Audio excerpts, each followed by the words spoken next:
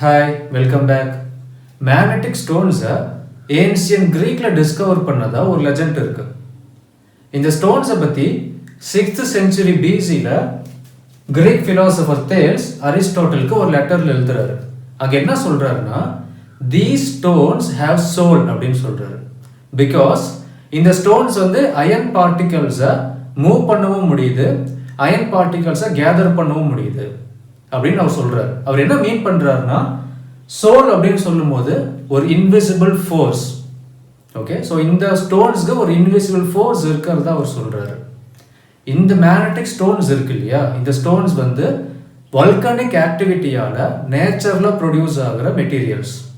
இந்த ஸ்டோன்ஸ்ல iron and oxygen இந்த காம்பினேஷன் இருக்கலாம், ஆர் அயன் அண்ட் ஹைட்ராக்சைடு இந்த காம்பினேஷன் இருக்கலாம். பட் 1600ல வில்லியம் கில்பர்ட் ஃபர்ஸ்ட் ஆர்டிஃபிஷியல் மேக்னெட்டை உருவாக்குனார். ஆன் தி அதர் ஹேண்ட் 1824ல வில்லியம் ஸ்டர்ஜியான் ஃபர்ஸ்ட் எலக்ட்ரோ மேக்னெட்டை கிரியேட் பண்றாரு. ஸோ நம்ம யூஸ் பண்ற மேக்னெட்ஸ் எல்லாம் all the electro magnets that we see around us are human made artificial magnets. Okay, magnets எங்கெல்லாம் use ஆகுது? ஆல்மோஸ்ட் எவ்ரிவேர் மேக்னெட்ஸ் யூஸ் ஆகுது. We use them in doorbells, டெலிவிஷனில் use பண்ணுறோம், ஸ்பீக்கர்ஸில் யூஸ் பண்ணுறோம், மெடிக்கல் ஃபீல்ட் கேன்சர் ட்ரீட்மெண்ட்டுக்கு மேக்னெட்ஸை use பண்ணுறாங்க, magnetic resonance imaging MRI scan magnets use பண்ணுறாங்க. ஸோ மேக்னெட்ஸ் இல்லாத இடமே இல்லைன்னு சொல்லலாம். இண்டஸ்ட்ரீஸில் மேக்னெட் யூஸ் பண்ணுறாங்க. Yeah, so magnets are literally found everywhere around us. But ஏன் மேக்னெட்ஸ் இந்த அளவுக்கு நம்ம யூஸ் பண்ணுறோம்? மேக்னெட்ஸ் அப்படி என்ன இருக்குது? What is this invisible force? So இதை பற்றி தான் நம்ம இந்த வீடியோவில் பார்க்க போகிறோம்.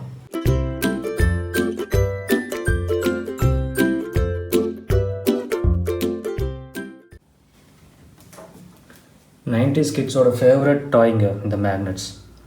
ஐ can play with this magnet all day. But இந்த மேக்னெட்ஸோட பிஹேவியரை அப்சர்வ் பண்ணுங்கள். ஸோ நான் இங்கே 2 பார் மேக்னெட்ஸ் வச்சுருக்கேன். ஸோ 2 மேக்னெட்டோட north pole are facing each other. So இந்த மேக்னெட்டோட நார்த் போலை நான் அனதர் மேக்னெட்டோட நார்த் போல் கிட்ட அப்ரோச் பண்ணும்போது எப்படி ரிஃப்ளெக்ட் ஆனிச்சு கவனிச்சிங்களா? ஸோ இங்கே நீங்கள் அப்சர்வ் பண்ணியிருப்பீங்க, இந்த மேக்னெட்டை நான் அந்த மேக்னெட்டோட டச் பண்ணவே இல்லை. கான்டாக்ட் ஃபோர்ஸஸ், நான் கான்டாக்ட் ஃபோர்ஸஸ் ஃபிசிக்ஸில் படிச்சிருக்கோம் இல்லையா? எந்த ஒரு ஃபிசிக்கல் கான்டாக்டுமே இல்லாமல் இந்த மேக்னெட்டால் இன்னொரு மேக்னெட்டை இன்ஃப்ளூயன்ஸ் பண்ண முடியுது. இதுதான் நான் கான்டாக்ட் ஃபோர்ஸஸ்ன்னு சொல்லுவோம் ஃபிசிக்ஸ். ஸோ இந்த ஒரு சின்ன பேசிக் திங் தான். இப்போ அதே பாருங்கள், திஸ் நார்த் போல நான் south pole of the other magnet கிட்ட அப்ரோச் பண்ணுறேன். They got attracted. இங்கேயும் நான் டச் பண்ணல. ஸோ இப்போ இந்த சிம்பிள் எக்ஸ்பெரிமெண்ட் நமக்கு என்ன சொல்லுதுன்னா, மேக்னெட்ஸ் கிட்ட அதோட சம் ஸ்பேஸ் அரவுண்ட் இட், அதை சுற்றி சம் ஸ்பேஸில் அது ஏதோ ஒரு இன்ஃப்ளூயன்ஸ் கொடுக்குது. அதுதான் இந்த இன்விசிபிள் ஃபோர்ஸ். அந்த ஃபோர்ஸ்னால இன்னொரு மேக்னெட்டை அதால் ரிப்பல் பண்ணவும் முடியுது, ஆர் அட்ராக்ட் பண்ணவும் முடியுது. இந்த இன்விசிபிள் ஃபோர்ஸை தான் நம்ம மேக்னெட்டிக் ஃபீல்டுன்னு சொல்கிறோம்.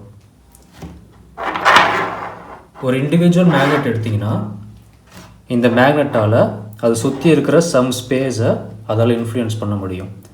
அந்த இடத்துல இன்னொரு மேக்னெட் வந்தாலோ அல்லது இன்னொரு ஃபெரோ மேக்னெட்டிக் சப்ஸ்டன்ஸ்னால் டெம்ப்ரரியாக மேக்னடைஸ் ஆகும். அதாவது மேக்னெட்டிக் ஃபீல்டுக்குள்ளே வந்துச்சுன்னா அது மேக்னெட்டிக் ப்ராப்பர்ட்டியை அட்டைன் பண்ணும். அந்த மேக்னெட்டிக் ப்ராப்பர்ட்டி டெம்பரரியாக அதில் ரீட்டைன் பண்ண முடியும். அதுதான் ஃபெரோ மேக்னெட்டிக் மெட்டீரியல்ஸ்னு சொல்லுவோம். இப்போ இங்கே நல்லா கவனிங்க, இங்கே பார் மேக்னெட் இருக்குது. ஸோ இந்த இடத்துல நான் ஒரு ஃபெரோ மேக்னெட்டிக் சப்ஸ்டன்ஸ் வச்சுருக்கேன். இது அயன். பட் இது அட்ராக்டோ ரிப்பலோ ஆகலை. ஓகே, அட்ராக்ட் ஆகலை. இங்கே I bring it closer, attract ஆகலை. Much closer, got attracted. அப்போ இதுலேருந்து நம்ம என்ன தெரிஞ்சுக்கலாம்னா, இந்த மேக்னெட்டால் சம் டிஸ்டன்ஸ் வரைக்கும் தான் அதை சுற்றி அந்த ஃபோர்ஸை எக்ஸர்ட் பண்ண முடியும். அதோட ரேஞ்ச் ரொம்ப தூரத்துக்கு போகாது. ஓகே, ஸோ இந்த மாதிரி எக்ஸ்பீரிமெண்ட்ஸை பேஸ் பண்ணி நம்ம சில கன்க்ளூஷன்ஸ்க்கு வரலாம்.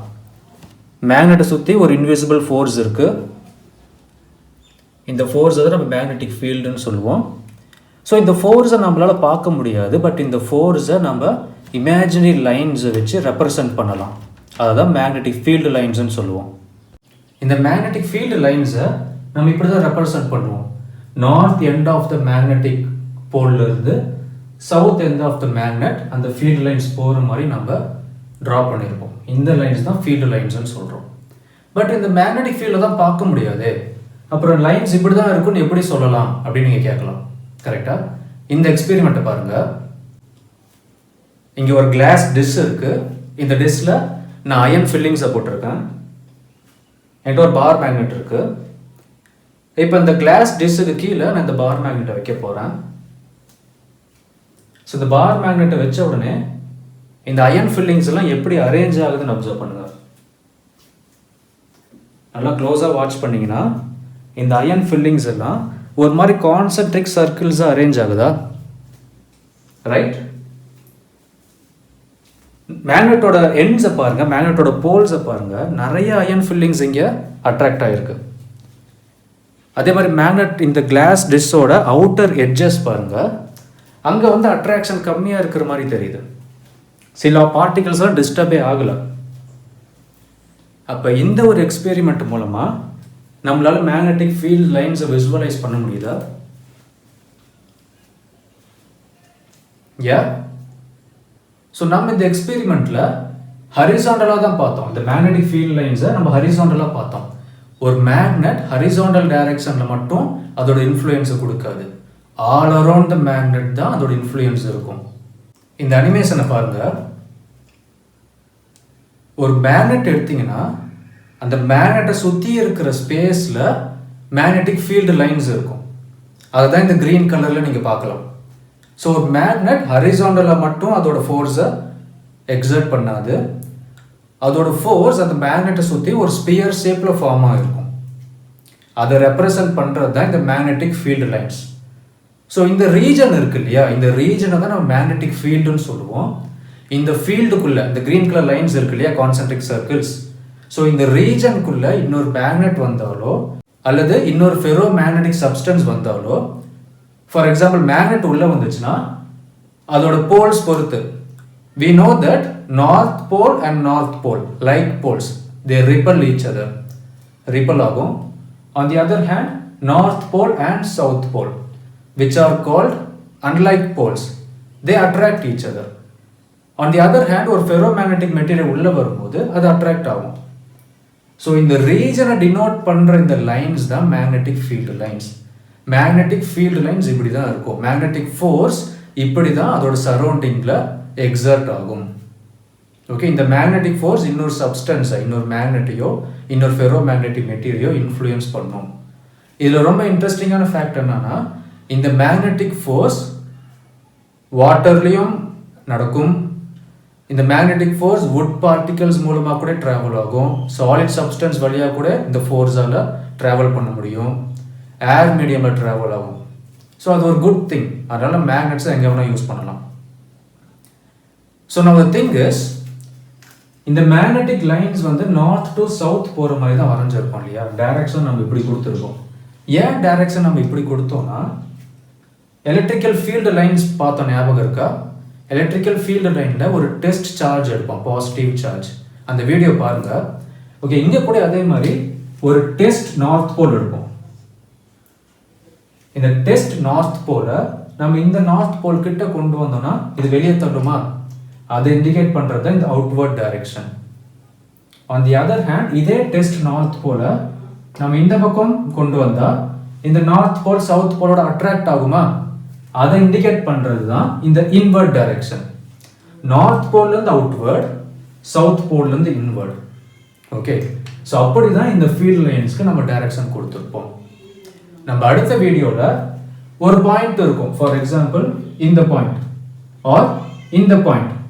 இந்த பாயிண்ட்டில் இந்த மேக்னெட்டால் எவ்வளோ மேக்னெட்டிக் ஃபீல்டு ஸ்ட்ரென்த் கொடுக்க முடியும், இந்த பாயிண்ட்டில் அதோட ஃபோர்ஸ் எவ்வளோ இருக்கும். அந்த எக்ஸ்பெரிமெண்ட்டில் பார்த்தோம் இல்லையா, அயன் ஃபில்லிங்ஸ் வந்து இந்த இடத்துல ரொம்ப அக்யூமுலேட் ஆகிருந்துச்சு. ஆனால் டிஸ்டன்ஸ் போக போக அதோட க்ரௌட் வந்து கம்மியாகிட்டே போச்சு இல்லையா. ஆன் தி அதர் வேர்ட்ஸ், மேக்னெட்டோட சென்டர்லேருந்து நம்ம டிஸ்டன்ஸ் போக போக அதோட மேக்னெட்டிக் ஃபீல்டு வந்து வீக் ஆகிட்டே இருக்கும். அதோட ஃபோர்ஸ் ஆஃப் அட்ராக்ஷனோ ஃபோர்ஸ் ஆஃப் ரிப்பல்ஷனோ கம்மியாகிட்டே இருக்கும். ஸோ அப்போ ஒவ்வொரு பாயிண்ட்லையுமே ஒவ்வொரு ஃபோர்ஸ் இருக்கும், ஒவ்வொரு மேக்னெட்டிக் ஸ்ட்ரென்த் இருக்கும்.